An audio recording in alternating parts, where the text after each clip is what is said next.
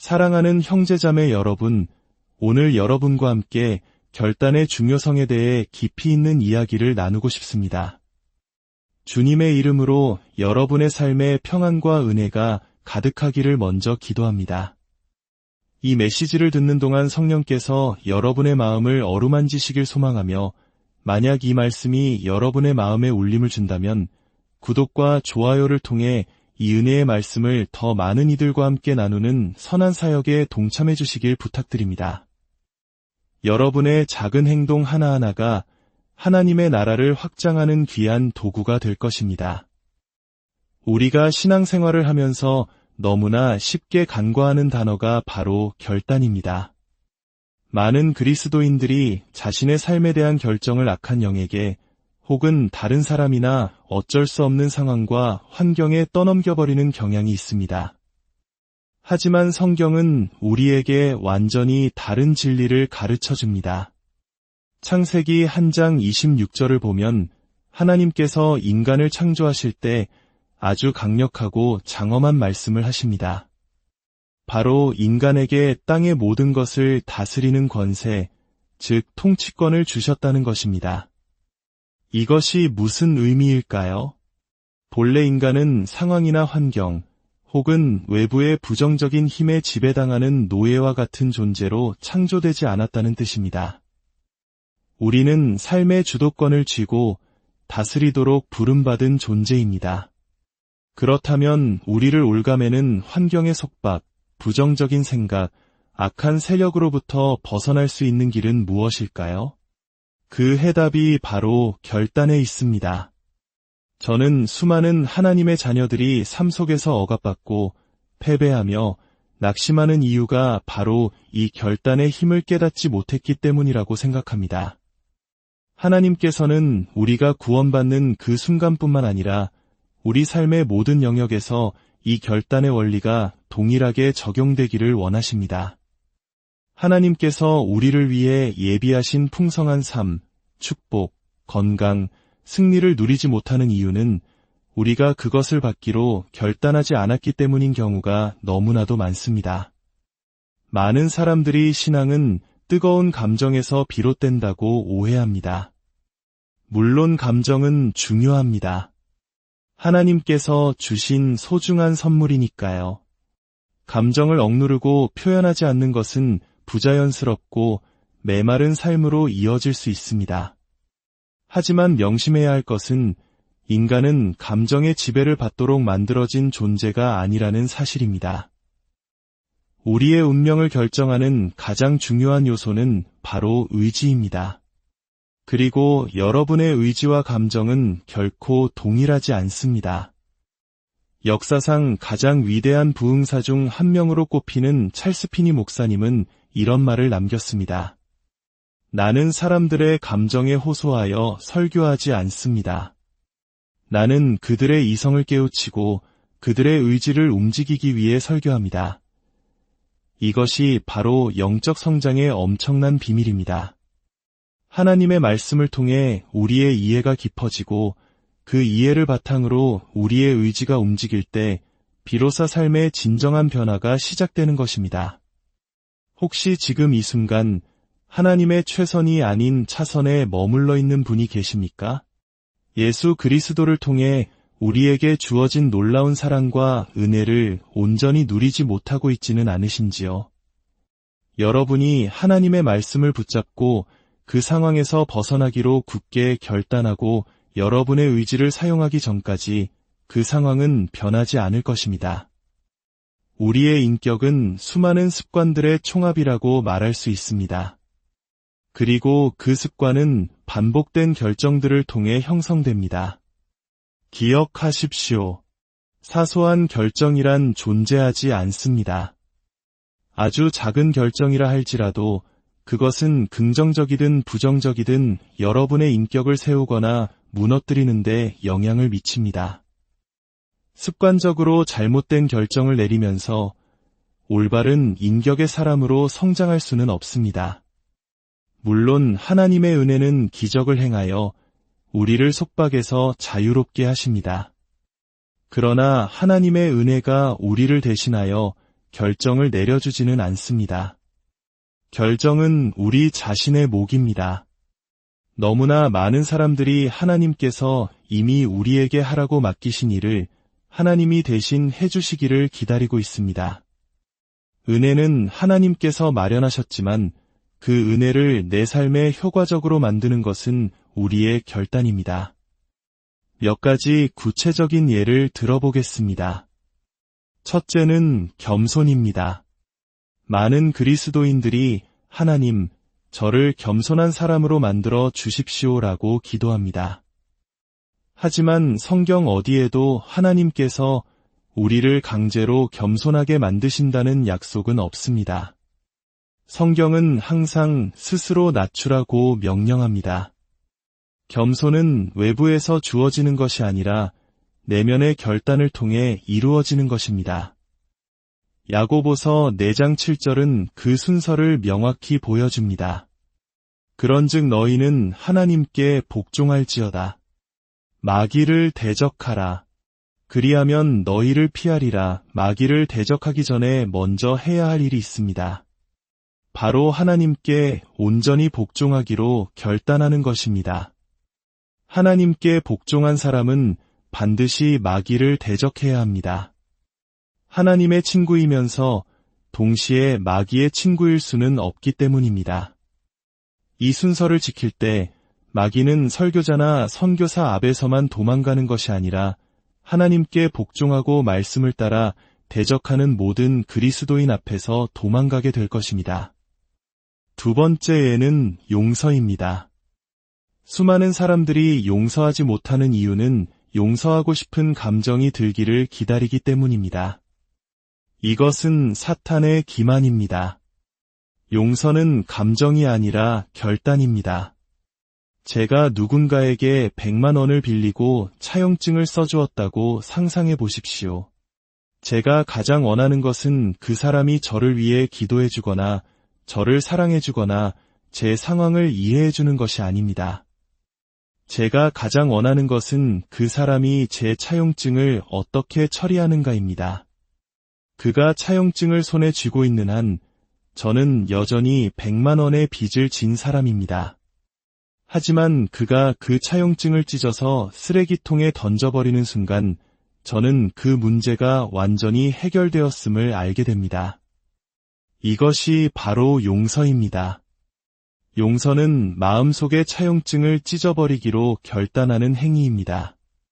만약 당신이 용서했는지 잘 모르겠다면 아직 용서하지 않은 것입니다. 용서하기로 결단했다면 당신은 그것을 분명히 알게 됩니다. 세 번째 예는 회개입니다. 회개 역시 감정으로 오해받는 경우가 많습니다. 제단 앞에 나아가 잠시 눈물을 흘리는 것이 회개의 전부가 아닙니다. 세례 요한은 회개했다고 주장하는 사람들에게 이렇게 외쳤습니다. 회개에 합당한 열매를 맺으라. 진정한 회개는 삶의 변화, 즉 방향을 완전히 바꾸는 결단입니다. 만약 변화가 없다면 당신은 아직 진정으로 회개한 것이 아닙니다. 당신을 평생 괴롭혀온 그 나쁜 성질, 두려움, 의심, 불신앙은 당신이 더 이상 그것을 용납하지 않겠다고 결단할 때까지 계속해서 당신을 지배할 것입니다. 복음 전체는 회개하라는 한 단어로 시작됩니다. 대체할 수 없는 첫걸음입니다. 나는 내 안에서 이 문제를 용납해왔지만 이제 이 순간부터 끝이다. 라고 하나님의 말씀을 붙잡고 단호하게 결단할 때 그 문제는 정말로 끝나게 됩니다. 구약 시대를 보십시오. 이스라엘 백성이 홍해 앞에 섰을 때 모세는 지팡이를 내미는 결단의 행동을 했습니다. 하나님은 그의 믿음을 보시고 홍해를 가르셨습니다. 이스라엘이 모두 건넌 후 모세가 다시 지팡이를 내밀자 바닷물은 합쳐졌고 추격하던 이집트 군대는 단 한 명도 살아남지 못했습니다. 많은 사람들이 지팡이를 내미는 것을 잊어버립니다. 그래서 과거의 문제들, 즉 이집트 군대가 여전히 우리의 삶의 슬그머니 따라 들어와 우리를 괴롭히는 것입니다. 여호수아가 아이성을 점령할 때 그는 창을 들어 아이성을 향해 뻗었습니다. 그리고 성을 완전히 점령할 때까지 그 창을 내리지 않았습니다. 창을 뻗는 행위 자체가 군사적인 영향을 준 것은 아니었을지 모릅니다. 하지만 그것은 여호수아의 흔들리지 않는 결단의 상징이었습니다. 나는 저 목표를 향해 나아갈 것이고 그것을 얻을 때까지 결코 포기하지 않겠다는 의지의 표현이었습니다. 이제 이 원리를 우리 삶의 가장 중요한 문제인 건강에 적용해 보겠습니다. 이것은 많은 분들에게 급진적으로 들릴 수 있지만 저는 성경 말씀과 제 경험을 통해 건강 역시 결단이라는 확신을 갖게 되었습니다. 모세는 그의 삶의 마지막에 이스라엘 백성 앞에서 이렇게 선포했습니다. 신명기 30장 19절입니다. 내가 오늘 하늘과 땅을 불러 너희에게 증거를 삼노라. 내가 생명과 사망과 복과 저주를 내 앞에 두었은즉 너와 내 자손이 살기 위하여 생명을 택하라. 이 말씀은 너무나도 명확합니다. 우리 앞에는 두 가지 길이 놓여 있습니다. 생명과 축복, 그리고 사망과 저주. 그리고 하나님께서는 우리에게 생명을 선택하라고 간절히 권면하십니다. 하나님께서는 예수 그리스도를 통해 그를 믿는 모든 자녀들을 위한 완전한 치유와 건강을 이미 예비해 놓으셨습니다. 이사야서 신세장 5절은 그가 채찍에 맞음으로 우리는 나음을 받았도다 라고 선포합니다. 나음을 받을 것이다가 아니라 이미 받았도다라는 과거형입니다. 하나님 편에서는 2000년 전 예수님께서 십자가에서 다 이루었다고 말씀하셨을 때 우리의 죄 문제와 질병 문제가 모두 해결되었습니다. 그런데 오늘날에도 수많은 하나님의 자녀들이 아파하며 고통받고 있을까요? 왜 고대 이스라엘 백성 대다수가 축복 대신 저주를 경험했을까요? 제 대답은 이것입니다. 그들이 올바른 결정을 내리지 않았기 때문입니다. 그들은 생명을 선택하지 않았습니다. 저는 여러분을 불편하게 하려는 것이 아닙니다. 하지만 솔직하게 자신에게 물어보십시오. 나는 건강하기로 진정으로 결단한 적이 있는가? 대부분의 사람들은 그런 결정을 해본 적이 없습니다. 결정을 내리지 않기로 결정한 것도 결국 하나의 결정입니다. 하나님께서 모든 믿는 자를 향한 뜻은 아플 때마다 겨우 치유받는 것이 아니라 항상 건강 가운데 거하는 것입니다. 경험상 계속해서 치유를 구하는 것보다 건강하게 사는 것이 훨씬 쉽습니다. 우리는 세상의 소리에 너무나 쉽게 귀를 기울입니다. 텔레비전에서는 환절기가 되면 을의 독감에 걸릴 것이라고 암시하며 어떤 약을 먹어야 할지 미리 고민하게 만듭니다. 그럴 때 여러분 중 몇 분이나 나는 예수 그리스도의 이름으로 독감을 거부한다 라고 믿음으로 선포하십니까? 죄에 대한 승리도 마찬가지입니다. 우리가 죄의 유혹을 받지 않는다는 뜻이 아닙니다. 우리는 끊임없이 유혹을 받습니다. 그러나 죄를 이기기로 굳게 결심하지 않으면 그 유혹은 언젠가 우리를 넘어뜨릴 것입니다. 다이어트와도 같습니다. 100% 마음을 정하지 않으면 결코 다이어트에 성공할 수 없습니다. 금식도 마찬가지입니다. 해질녘까지 금식해볼까 말까 망설이면 결국 실패합니다. 하지만 나는 해질녘까지 금식한다 라고 결단하면 우리는 그렇게 할 수 있습니다. 사랑하는 여러분, 이것이 바로 결단을 통해 우리의 통치권을 회복하는 것입니다. 분노, 두려움, 낙심, 질병이 당신을 지배하도록 내버려 둘 수도 있고 그렇게 하지 않기로 결단할 수도 있습니다. 당신은 그것들 아래에 있을 필요가 없습니다. 성경은 모든 무거운 것과 얽매이기 쉬운 죄를 벗어 버리라고 말합니다.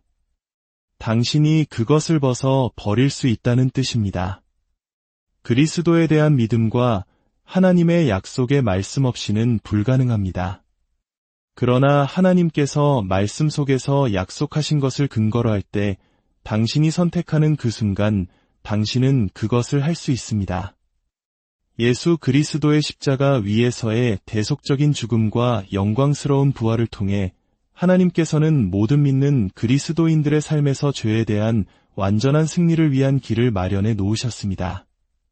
그분은 죄의 문제, 질병의 문제, 우주에 존재하는 모든 부정적이고 파괴적인 세력의 문제를 다루셨습니다. 십자가 위에서 그 모든 것이 영원히 해결되었습니다. 이제 남은 것은 바로 당신과 저의 몫입니다. 올바른 결정을 내리는 것. 오늘 성령께서 여러분 각자에게 굳은 결단을 내릴 용기를 주시기를 기도합니다. 생명을 선택하십시오. 축복을 선택하십시오. 건강을 선택하십시오. 승리를 선택하십시오. 여러분의 삶은 여러분의 결정으로 빚어집니다.